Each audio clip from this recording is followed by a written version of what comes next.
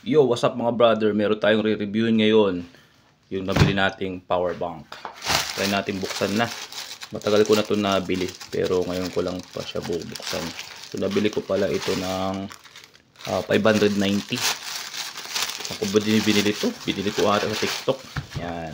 Anong pangalan nito? Yan. Sa buksan na lang natin. Orashare.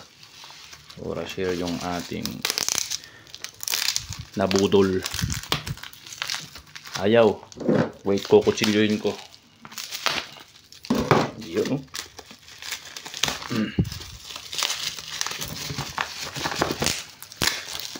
Diba? Pasahan mga bro.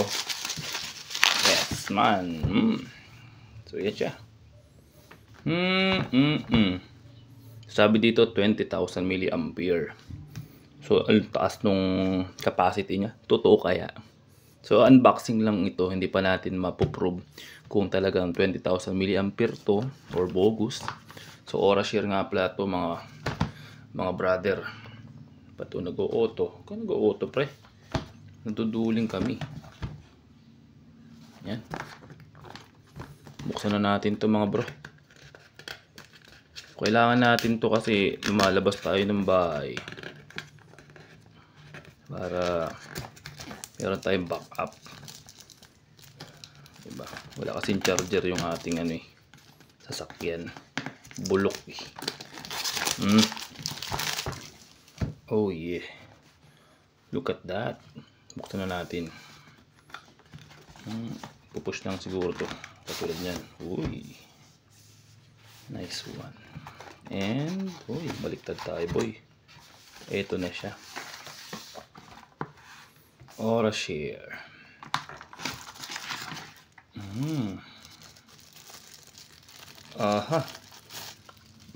Mga brother, mabigat siya. So baka nga totoo yung sinasabi na 20,000 mAh siya. Sana. Mabigat siya. At ito. Ewan ko baka button to. Meron tayong Type B and Type C dito. Plus yung meron tayong classic na USB. So meron tayong USB Type B, Type C, at yung classic USB. So yun lang naman na nakikita natin dito. Nag-auto focus to. After ng update mga idol, yung Infinix Note 30 natin, ganyan na tayo. Ganyan na siya. Isa siyang yan, Orashare. Mabigat siya. Siguro kung ako mag-assess nito, nasa 0.10 kilo. Mabigat din, mabigat. Try natin siya i-on. Kung mag-on siya. Kung para saan yung on. Kasi may mga power bank na automatically nag-on na, 'di ba? Sige. Try natin sa isang cellphone natin kung magcha-charge.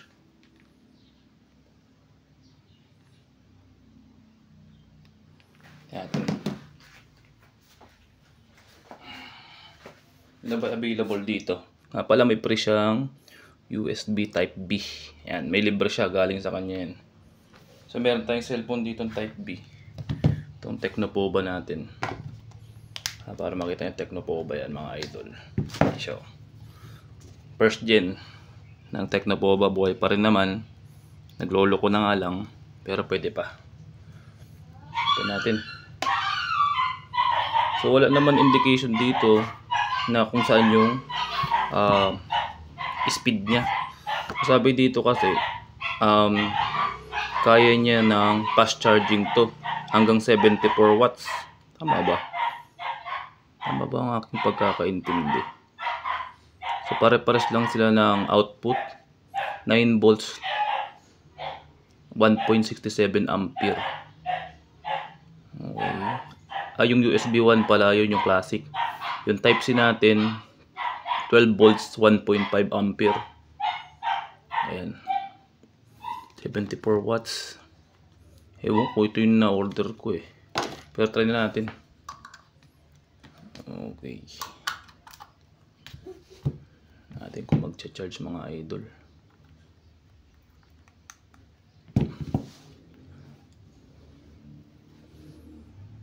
Ay, baka hindi nasaksak mabuti. Ayun, hindi gumana. Hindi siya gumana mga brother. Or wala siyang battery. Ayun, review na natin din. Bagong bili lang to ah. Galing sa box, galing sa package, sa parcel. So yun. Walang charging na nangyayari mga idol. Try natin yung type C.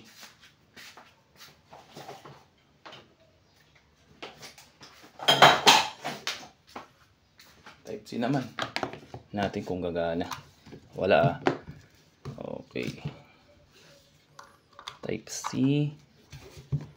Pero dito ko sa Tecnopoba, titry. Hindi ko makikita dyan eh. Wala akong type C iba. Charging siya. Ayan. Based sa nakikita ko dito sa screen natin, charging siya. Pero wala yung supercharge. Mag-try ako ng ibang cable. Charging naman. Bunutin ko muna. Then, palit tayo ng kable. Baka sira yung kable na libre. Tingin ko naman ito gagana na to. So automatic yan pag sinaksak pala siya.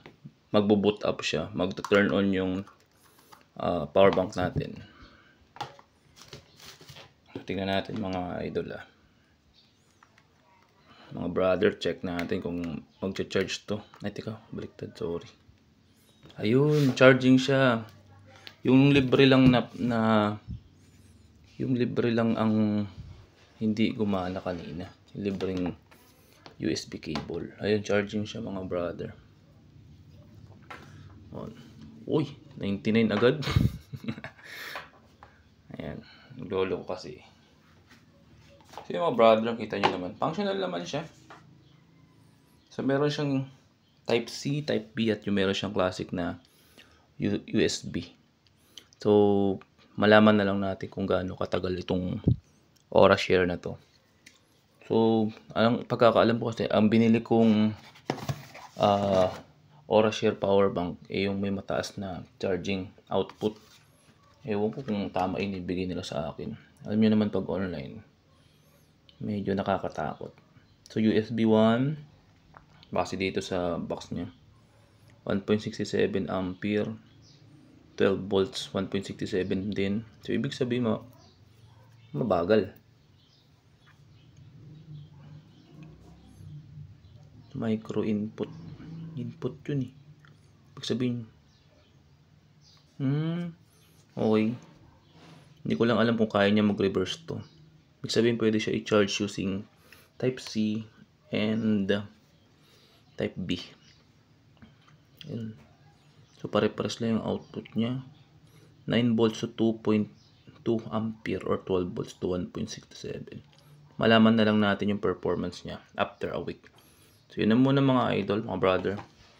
Kung gusto nyo, natripan nyo yung ating review, pa-like na lang, share and subscribe. Thank you very much sa mga supporter natin. See you on next video. Sayonara.